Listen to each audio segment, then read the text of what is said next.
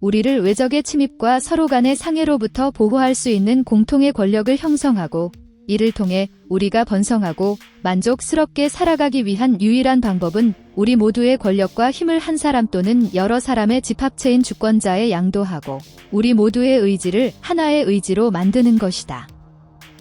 홉스는 전쟁 상태인 자연 상태를 극복하기 위해 사람들이 계약을 맺어 국가를 세우게 되었다고 보았다.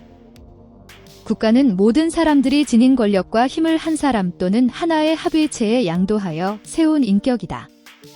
인간은 국가를 통해서만 전쟁 상태에서 벗어날 수 있다. 홉스는 만인에 대한 만인의 투쟁 상태인 자연 상태에서 벗어나기 위해 사회계약을 맺으면서 국가가 발생한다고 보았다. 국가는 다수의 사람이 상호계약을 체결하여 세운 인격이다. 자연 상태에는 공통의 권력이 없어 각자에 대한 전쟁 상태에 빠져든다. 홉스는 자연 상태를 만인에 대한 만인의 전쟁 상태라고 보았다. 자연 상태에서 인간은 만인에 대한 만인의 전쟁 상태에 있기 때문에 오직 자기 이성의 지배만 받을 뿐이며 적으로부터 자기의 생명을 지키는데 도움이 되지 않는 일은 하지 않을 것이다. 홉스는 만인에 대한 전쟁 상태인 자연 상태에서 벗어나기 위한 사회계약을 통해 국가가 형성된다고 보았다. 자연 상태는 만인에 대한 만인의 투쟁 상태이다. 그러나 이성은 인간들이 서로 합의할 수 있는 평화의 규약들인 자연법을 제안한다. 홉스는 개인은 자연 상태에서 자신의 권리를 제대로 보장받지 못하기 때문에 계약을 통해 국가를 만들었다고 보았다. 국가는 비참한 전쟁 상태에서 벗어나고 싶어하는 인간이 상호 신의계약을 체결하여 세운 하나의 인격이다. 이 국가는 모든 인간의 인격을 대표하는 대표자로서의 권리를 부여받는다. 홉스는 대표자는 계약의 주체인 사람들에게서 권한을 양도받은 대리인이라고 보았다. 인간이 국가 속에서의 구속을 스스로 부과하는 원인과 목적은 자기 보존과 그로 인한 만족된 삶을 위해 전쟁 상태로부터 벗어나려는 데 있다. 홉스는 사회계약의 주체인 인민들의 동의에 의해 한 사람 혹은 하나의 합의체에 주권이 부여된다고 보았다. 사회계약의 목적은 만인에 대한 전쟁 상태를 극복하는 것이다.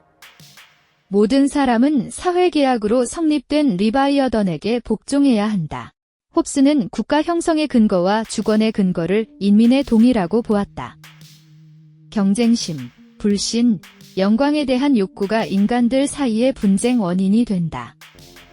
따라서 모든 사람을 두렵게 만드는 공통의 힘이 없는 자연 상태에서 사람들은 만인에 대한 만인의 투쟁 상태에 놓이게 된다. 홉스는 전쟁 상태와 같은 자연 상태에서 벗어나 자신의 생명과 안전을 보장받기 위해 사회계약을 체결하여 국가가 성립한다고 보았다. 공통 권력이 존재하지 않으면 만인에 대한 전쟁 상태에 놓이게 된다. 각자는 자연 상태에서 가지고 있는 사적 폭력을 포기하고 평화 규약에 합의하게 된다. 홉스는 자연 상태를 만인에 대한 투쟁 상태로 보았다. 사람들은 자연 상태에서 자기 보존의 욕구에 따르는 무제한의 자연권을 행사함으로써 만인에 대한 만인의 투쟁 상태를 초래한다. 홉스는 절대군주에게 주권이 있다고 보았다. 일단 시민이 된 사람은 주권자에게 저항해서는 안 된다. 모든 사람을 하나의 인격으로 통일한 것이 국가인 만큼 이론적으로 주권자의 행위는 곧 신민 자신의 행위다. 한 번 계약을 맺으면 파기할 수 없다. 홉스는 자연 상태를 만인에 대한 투쟁 상태로 보았다. 자연 상태는 만인에 대한 전쟁 상태이다. 사람들은 전쟁 상태에서 벗어나 평화를 추구하라는 자연법에 따라 국가의 구속을 받아들인다. 홉스는 법률에 복종하는 시민은 법률의 제정자가 될 수 없다고 보았다. 사람들은 공통의 권력이 존재하지 않는 동안 전쟁 상태에 놓여 있다. 만일 사람들이 그들에게 두려운 마음을 품게 하는 공통의 권력이 없어도 자연법을 준수할 수 있다면 국가는 존재하지 않을 것이다. 홉스는 구성원의 생명과 자유를 안전하게 보호하고 공동체의 질서를 유지하기 위해서 국가가 절대 권력을 가져야 한다고 주장하였다. 자연 상태는 모든 인간을 떨게 하는 공통의 힘이 없으므로 인간은 만인에 대한 전쟁 상태에 처하게 된다. 인간은 이 비참함에서 벗어나기 위해 국가 속에서 자신을 스스로 구속한다. 홉스는 공통 권력이 없는 자연 상태에서는 정의나 불의가 존재하지 않는다고 주장하였다. 사람들은 공통의 권력이 존재하지 않는 동안 전쟁 상태에 놓여 있다. 만일 사람들이 그들에게 두려운 마음을 품게 하는 공통의 권력이 없어도 자연법을 준수할 수 있다면 국가는 존재하지 않을 것이다. 홉스는 구성원의 생명과 자유를 안전하게 보호하고 공동체의 질서를 유지하기 위해서 국가가 절대 권력을 가져야 한다고 주장하였다. 자유를 사랑하고 타인을 지배하기 좋아하는 존재인 인간이 국가 안에서 살기로 한 궁극적 목적은 자기 보존과 만족된 삶이다. 인간은 자연 상태의 비참한 전쟁 상태로부터 빠져나오기 위해 사회계약을 맺는다. 홉스는 만인에 대한 만인의 투쟁 상태인 자연 상태에서 벗어나기 위해 사회계약을 맺으면서 국가가 발생한다고 보았다. 자연 상태는 전쟁 상태이므로 내 것과 내 것의 구별이 없다. 자연 상태에서 벗어나려면 우리가 지닌 모든 권력을 한 사람 혹은 하나의 합의체에 양도해야 한다.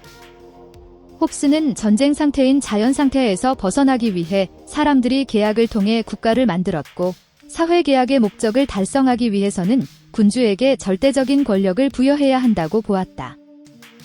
자연은 신이 세계를 창조하여 다스리는 기회이다. 이 자연을 인간의 기회로 모방하여 인공적인 인격을 만들어낼 수 있다. 이것은 국가라고 불리는 위대한 리바이어던이다. 홉스는 인간이 만인에 대한 투쟁 상태인 자연 상태에서 벗어나기 위해 사회계약을 맺으면서 국가가 형성된다고 보았다. 만인에 대한 전쟁 상태에서는 그 어떠한 것도 부당한 것이 될 수 없다. 리바이어던이 없는 곳에서는 법과 정의 그리고 소유도 존재하지 않는다. 홉스는 사람들이 만인에 대한 투쟁 상태에서 벗어나기 위해 국가를 만들었으므로 국가는 시민들의 생명과 재산을 보호하고 질서를 유지해야 한다고 보았다.